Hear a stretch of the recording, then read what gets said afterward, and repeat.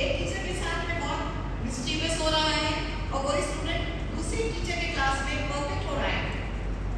There is a catch there, so we have to within ourselves to see where we are going wrong. I think so, ma'am. हाँ, thank you so much ma'am. इससे एक idea और generate होता है कि अगर हम जैसे बच्चों के लिए हाउस मीटिंग अरेंज करते हैं ना, वैसे एक बार टीचर्स के लिए भी करा करें, चाहे 2 महीने 3 महीने में एक बार करें, लेकिन करना चाहिए ताकि ये जो प्रॉब्लम्स आ रहे हैं ये उस लेवल पर आराम से सॉल्व हो जाएंगे, क्योंकि आप बच्चे को इंडिविजुअली जान रहे हो। जिस टीचर ने वहाँ पर क्लास 1 में उस बच्चे को पढ़ाया है, the same child is being taught by another teacher in class 7, है ना? तो अगर आप उस बच्चे के बारे में या प्रॉब्लमेटिक बच्चों की लिस्ट निकालिए और साथ में बैठ कर बात कीजिए। It's not that with the one person or the other person, या प्रिंसिपल मैम के पास चले जाएंगे, अपने कैबिनेट इंचार्ज के पास चले जाएंगे, ऐसा नहीं करेंगे। साथ बैठिए, इसी तरह की गोलमेज सम्मेलन बुलाइए और बात कीजिए। और हर क्लास का एक प्रॉब्लमेटिक बच्चा, हर क्लास का एक प्रॉब्लमेटिक बच्चा, तो हम अगर देखें 0 to 12 में कम से कम 14 बच्चे हो गए हमारे पास एक दिन डिस्कस करने के लिए। तो कई बार ऐसा होता है कि एक डीलिंग देखते ही दूसरे की पता लग जाता है, अच्छा ये करना है इस बच्चे में, तो you feel more creative and more path oriented. कई बार हम रोड ब्लॉक पे खड़े होते हैं, क्या करें समझ में नहीं आ रहा, तो वो रोड ब्लॉक हटे। करेक्ट? ओके।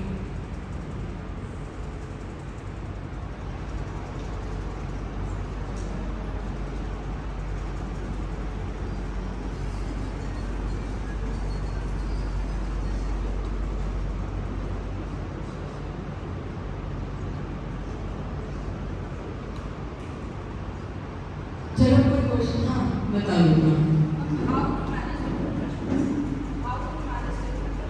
डिफरेंट प्रेशर्स, हाँ पहले तो पर्सनल और प्रोफेशनल लाइफ को अलग करना चाहिए। ये थोड़ा मुश्किल काम है, असंभव नहीं। पर्सनल और प्रोफेशनल लाइफ को अलग इसे करो कि जब स्कूल में है 100% स्कूल में है, घर पे आप हो गया होगा, पंगा हो गया, भीड़ हो गया, आपस में झगड़ा हो गया या किसी से झगड़ा हो गया, वो हो गया। कोशिश ये करनी चाहिए कि स्कूल में से स्कूल का फोकस, और इसी तरीके से स्कूल घर मत लेकर जाए। राइट? ये खुद पे काम करना पड़ेगा, उसको धीरे धीरे सेग्रीगेट करना होगा, कैसे स्ट्रैटेजीज को है वो करना होगा। गोल ऑफ द डे बनाना सीखें, ये पर्सनल लेवल पर है। टुडेज एजेंडा अपनी डायरी में, फ़ोन में, नोट पैड जो है उसमें लिख लो कि today's agenda is this. Personal अलग, प्रोफेशनल अलग, बहुत सारी चीज़ें नहीं, टैंजिबल गोल्स बनाओ। प्रेशर हम तब महसूस करते हैं जब हमारे इनटैंजिबल गोल्स होते हैं। हाँ, जैसे हम परफेक्ट बनना चाहते हैं, हम ये चाहते हैं कि मैं जब घर से निकलूं तो मेरी सास और मेरे हस्बैंड, इनको कोई शिकायत नहीं होनी चाहिए, मैं सारा काम करके निकलूं, मुझ पर कोई हर्फ ना उठाए। ये हमारे अंदर एक बड़ी गंदी आदत होती है जो कि इम्पॉसिबल है। हर सामने वाले को उठाना है और तय हम कर रहे हैं कि वो ना उठाए, तो ये इम्पॉसिबल गोल है। हम जब अपने आप से ये कहते हैं ना कि हमें कोई कुछ कह नहीं सकता, तुमने प्रेशर ले लिया। Nobody can point finger to me, I do my job like that. यही प्रेशर मैं यहाँ पर भी करती हूँ कि मैं इतना अच्छा काम करूँगी कि कभी प्रिंसिपल मैम को, डायरेक्टर मैम को हमें कुछ कहने का मौका ही ना मिले। ये कैसे पॉसिबल है? Is it possible? बहुत प्रैक्टिकल ठंडे दिमाग से सोचें हम, तो हम हर वक्त कितना अच्छा रह सकते हैं।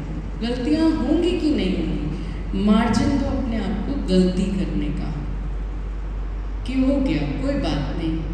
टू डू लिस्ट बनाना इज़ ऑलवेज ईजी। हर बार प्रोफेशनल गोल्स होते हैं, हर रोज़ के गोल्स होते हैं। तो आप एक टू डू लिस्ट बनाएं और उसे क्रॉस करना शुरू करें। दिस इज़ बीइंग डन, टिक करो, क्रॉस करो, जैसा मन करे। और अगर वो 75% हो जाए तो रिवॉर्ड योरसेल्फ। 100% नहीं होते। टेंजिबल गोल्स बनाने चाहिए, प्रैक्टिकल गोल्स। इम्प्रैक्टिकल गोल्स नहीं बनाने चाहिए। इम्प्रैक्टिकल गोल्स मतलब कि आज मैं जो पढ़ाऊंगी ये टॉपिक मैं आज ख़त्म ही कर दूंगी, राइट? ज़रूरी तो नहीं है कि 4-5 सवाल हो गए उस पर या बच्चे शैतानी करने लगे, वो चीज़ गई। तो वो चूँकि आपने अपने दिमाग में बिठा लिया था कि आज ख़त्म होगा, तो आपने बहुत दूसरी प्लानिंग अगले दिन की कर रखी थी। अब ये लोड गया उस पर, तो अगला दिन प्रेशर में आएगा। तो टेंजिबिलिटी रखो कि नहीं हुआ तो व्हाट यू विल डू।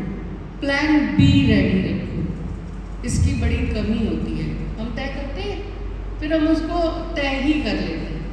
हमारे पास कोई प्लान बी नहीं होता कि if it fails what I will do, है ना? पर्सनल लाइफ में भी बी क्लियर। अपनी clear in your ideas, wishes, कि हमें पैसा भी बहुत चाहिए और मानसिक शांति भी चाहिए। तो ये आप कॉन्फ्लिक्टिंग गोल्स हैं आपके, ये दोनों चीज़ें एक साथ नहीं मिलती। बहुत पैसा चाहिए, मैं अंबानी की तरह अमीर भी होना है और रात में सुकून की नींद भी सोना है, ये नहीं मिलेगा। तो कॉन्फ्लिक्टिंग गोल्स नहीं बनाइए। अगर आपने अपने कॉन्फ्लिक्ट्स को पहचान लिया तो प्रेशर नहीं हैंडल कर लोगे। ओके?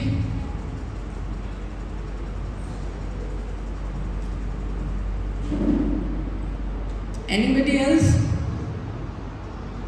अच्छा, कोई सवाल नहीं? हाँ प्लीज। हाँ हाँ Ma'am, actually, now we face the generation is very tech savvy.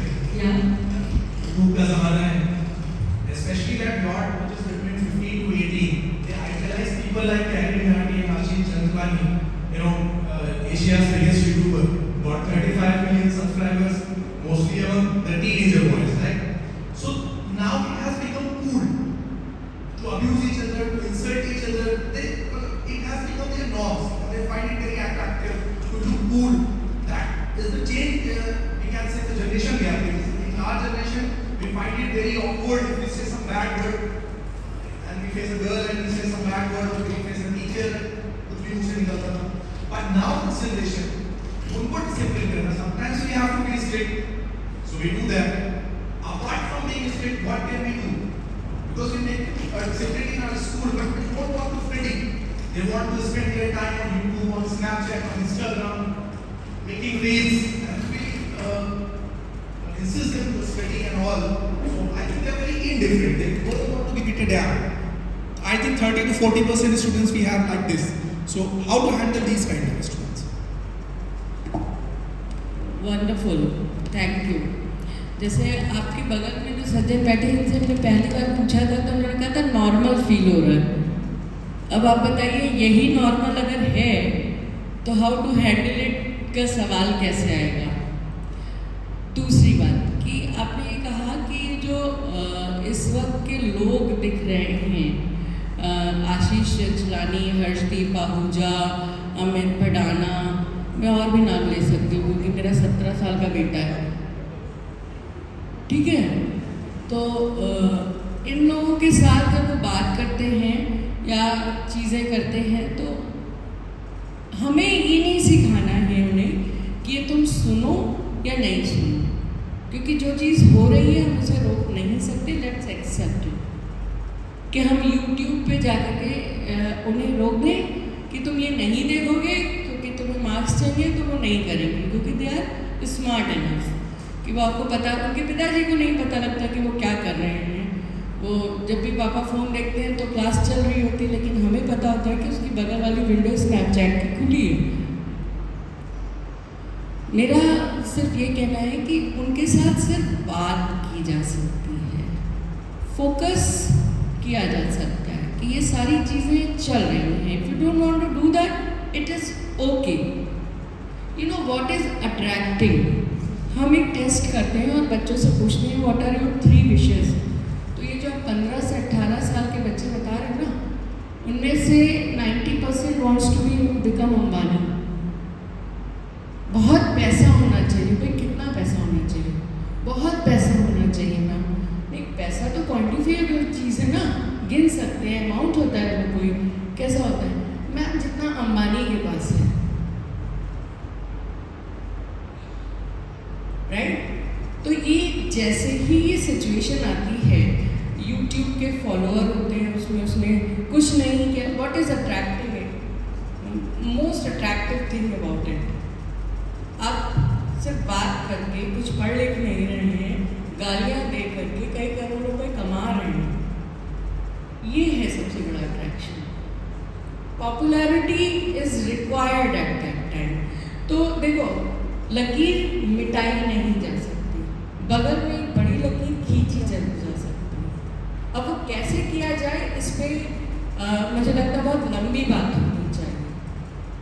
लेकिन एक तरीका है कि if you have boys in your class, take a separate session. बात मत करो, पढ़ाई मत करो उस समय. टॉक मोर अबाउट इट कि ये लोग क्या देखते हैं. पहले तो एक लेवल देख लो कि इस स्तर तक चली गई है बात. फिर उसके बाद उनसे सिंपल गोल ऑफ लाइफ पे बात करो.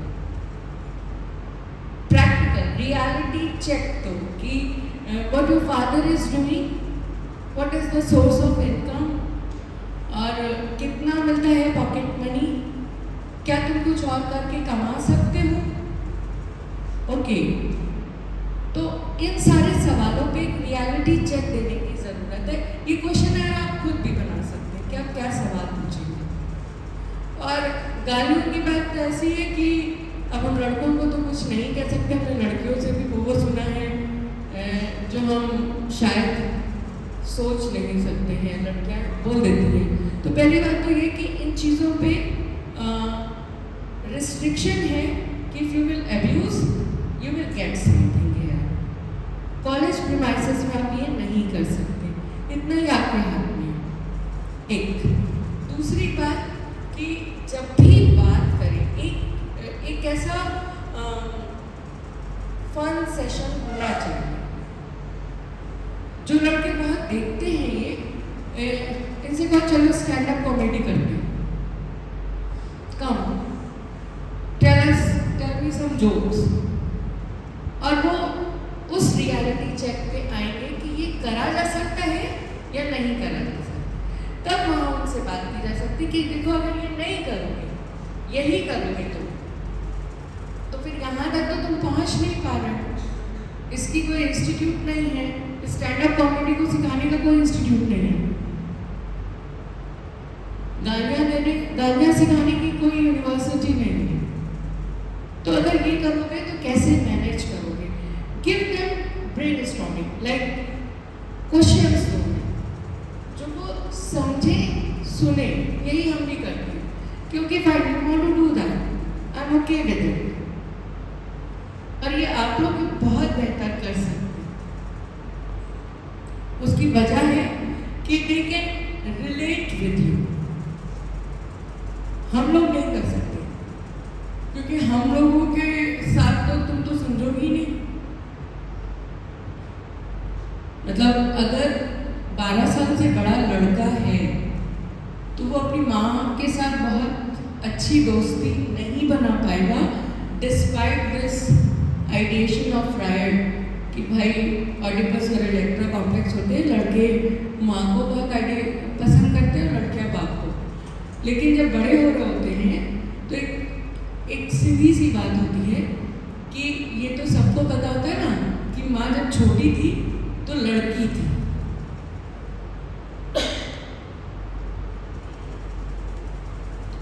तो वो कैसे जानेंगे लड़कों की प्रॉब्लम, तो वो रिलेट नहीं कर पाते. लेकिन आपके साथ तो रिलेट कर पाएंगे, कारण they think that you are not पहली चीज़ पॉजिटिव चीज़ है आपकी एज।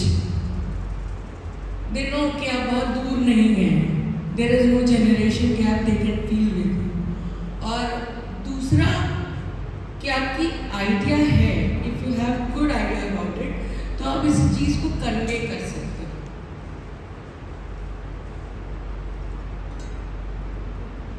राइट? इसमें कोशिश करो, क्योंकि ये एक ऐसा विषय है जिस पर मुझे लगता है एक सेपरेट वर्कशॉप करानी पड़ेगी किसी दिन, क्योंकि ये समस्या है and I am facing it in my clinic also. लेकिन at the level of class हम ये तो कर सकते हैं, क्रिटिसाइज करो, और अगर नहीं ये नहीं कर सकते, बिना सुने रोकोगे तो इस उम्र का बच्चा नहीं रुकता, उसको सुनना पड़ेगा। और टेक द टाइम आउट, सारे जेंट्स टीचर, मेल टीचर्स, लड़कों को बुला लो 11th क्लास के एक दिन 12th क्लास के, चलो बैठो, और कौन कौन स्टैंड अप कॉमेडी करेगा, कुछ भी बोलो।